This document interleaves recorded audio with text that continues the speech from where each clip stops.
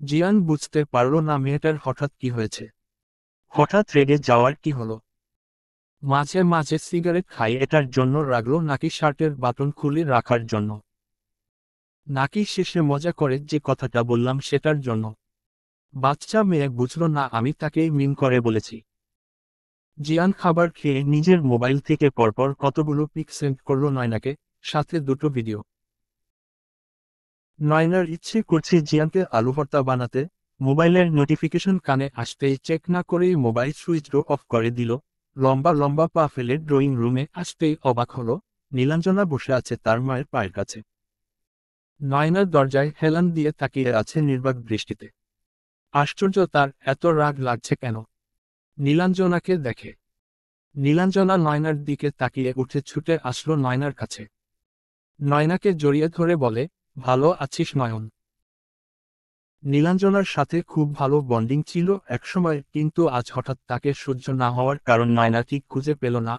কেন ইচ্ছে করছে নয়নাকে ধাক্কা দিয়ে তার কাছ থেকে সরিয়ে দিতে। মনে মনে নিজেকে সংযত করে বলে, তোমার বর কই? নীলাঞ্জনা করুণ স্বরে বলে, সবার কপালে বর সুখ থাকে না নয়ন। আমি ও অভাগা যার জন্য সব ছেড়েছি সে আমার মূল্য বোঝেনি। পরিবারের ভালোবাসা যারা উপেক্ষা করে তাদের কপালে সহজে ভালোবাসা জোটে না। আর কাউকে ঠকিয়ে সুখী হওয়া তো অসম্ভব। দরজা খোলা ছিল, নীলাঞ্জনা আসার পর আর লাগানো হয়নি। লাবিব হুট করেই ঝড়ের বেগে দরজা দিয়ে প্রবেশ করে নীলাঞ্জনাকে জড়িয়ে ধরে চুমু খেয়ে বলে, কোথায় হারিয়ে গিয়েছিলে তুমি? আমি কাল সারাটা দিন পাগলের মতো খুঁজেছি তোমায়। তুমি বাড়িতে ফিরে আসবে, আমাকে বলবে তো? নীলাঞ্জনা লাবিবের এই রূপ থেকে অবাক হলো না। একই দিনে লাবিবের সম্পর্কে তার যা বোঝার বোঝা হয়ে গেছে। নীলাঞ্জনা লাবিবকে ধাক্কা দিয়ে সরিয়ে দিয়ে বলে, don't touch, please leave. Jahanara Begum কঠোর কণ্ঠে বলল, কি হচ্ছে এখানে? এটা ভদ্রলোকের বাসা। লাবিব দূরে সরে দাঁড়ালো। জাহানারা বেগমকে সালাম দিয়ে বলে, আম্মা, আমাদের ক্ষমা করে আপন করে নেয়া যায় না? নীলাঞ্জনা লাবিবের হাত ধরে টেনে দরজার বাহিরে বের করে দিয়ে বলে, দ্বিতীয়বার এই চৌকাঠে আসবে না।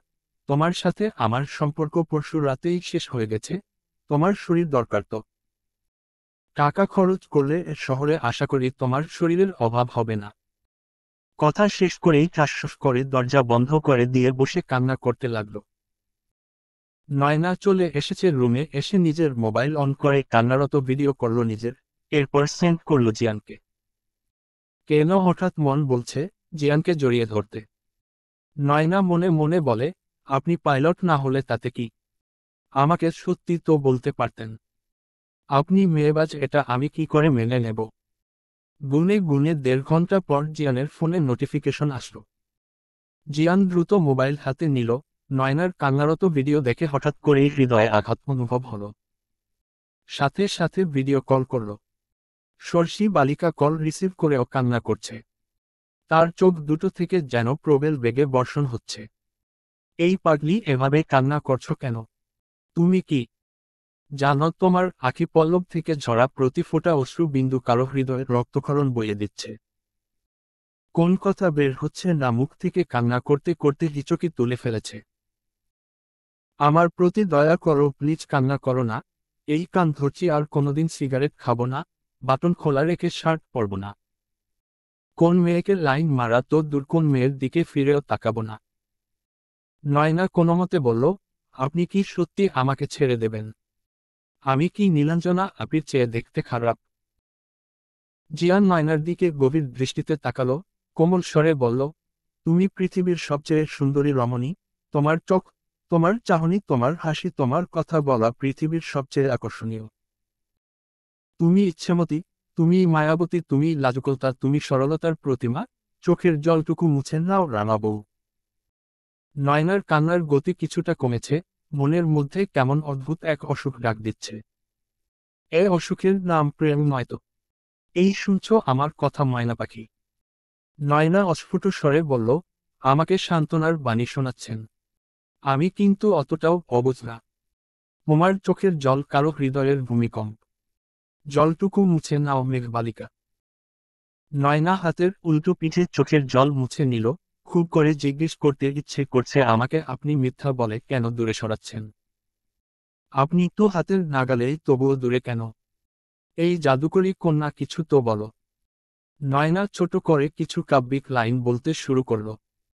তুমি হাসো, আমি দেখি, হয়তো মনে মনে ভাবো বড্ড বোকা আমি।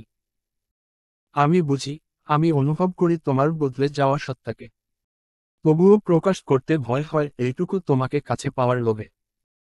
আমি জানি তোমার মনে আমি আর নেই, তবুও তোমার মিথ্যে আশায় ঘর সাজাই নানা রঙে।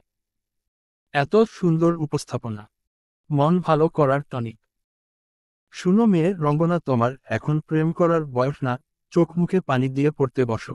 আর 3 দিন পর তোমার পরীক্ষা।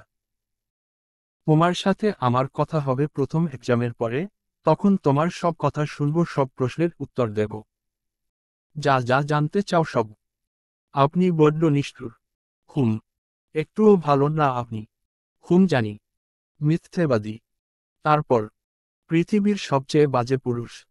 মানলাম, তারপর বলবো না আর? আপনি মজা নিচ্ছেন? আমার এত সাহস আছে? নীলাঞ্জনাকে রুমে ঢুকতে দেখেই খট করে কল কেটে দিল নয়না। জিয়ান টেক্সট করল, তোমার ভাষার সব গালি আমার জন্য, তুমি যা যা বলবে তাই আমি। এবার পড়তে বসো, এক্সাম ভালো হতে হবে ময়নার মা। নয়না রিপ্লাই করল না। ডাটা অফ করে মোবাইল রেখে দিল। নীলাঞ্জনা জিজ্ঞেস করল, কার সাথে কথা বলছিস? মোবাইলটা কার? এটা আমার মোবাইল, প্লেন ড্রাইভার গিফট করেছে। জিয়ান তোকে মেনে নিয়েছে। সেসব তোমাকে কেন বলবো? আমি কি তোর এতটাই পর হয়ে গেলাম? ঔষধি। রাতের বেলা ফুচকা খেতে বের হয়েছে মান্নাত সাথে তার মা। ফুচকা খেতে খেতে চোখ গেল সামনের দিকে, কয়েকজন ছেলে গোল হয়ে বসে আছে, একজন গান গাইছে, তোরে ভুলে যাওয়ার লাগে আমি ভালোবাসিনি। মান্নাত উকিচুকি দিয়ে দেখার চেষ্টা করছিল। হঠাৎ সামনের ছেলেটার চোখে চোখ পড়ল। দ্বিতীয়বারের মতো চার চোখের মিলন ঘটল। মান্নাত 7-5 না ভেবে চোখ টিপ মারল। জিহান বেশ অবাক হল। মনে মনে বলে, কি দিন আসলো আজকাল, মেয়েরা ফ্লার্ট করে। জিহান আরেকটু ভালো করে তাকালো, এটা তো ওই দিন রাতে যে ভিডিও করছিল সে মেয়েটা। জিহান গিটার অন্তরের হাতে দিয়ে সামনের দিকে এগিয়ে আসলো। মান্নাত কিছুটা ঘাবড়ে গেল। এদিক সেদিকে তাকিয়ে পেছনে ঘুরে নিজের মা কে খুঁজতে লাগলো। উফফ, আম্মু এখন আবার কি দেখতে গেল? কই গেল? জাহিন সামনের দিকে এগিয়ে আসছে, মান্নাত পিছনে পিছিয়ে যাচ্ছে। হঠাৎ জাহিন মান্নাতের হাত ধরে বলে, এত ভয় নিয়ে ফ্লার্ট করছিলেন? হাত না ধরলে তো আরেক ছেলের উপরে পড়তেন। মান্নাতের হৃৎপিণ্ড মনে হচ্ছে এক্ষুনি বেরিয়ে আসবে। জাহিন মান্নাতকে সোজা করে দাঁড় করিয়ে বলে, রাস্তাঘাটে ছেলেদের ইফটিজিং কোন ভদ্রঘরের মেয়েরা করে না? মান্নাত চোখ বন্ধ করে বলে, আই লাভ ইউ। চলবে।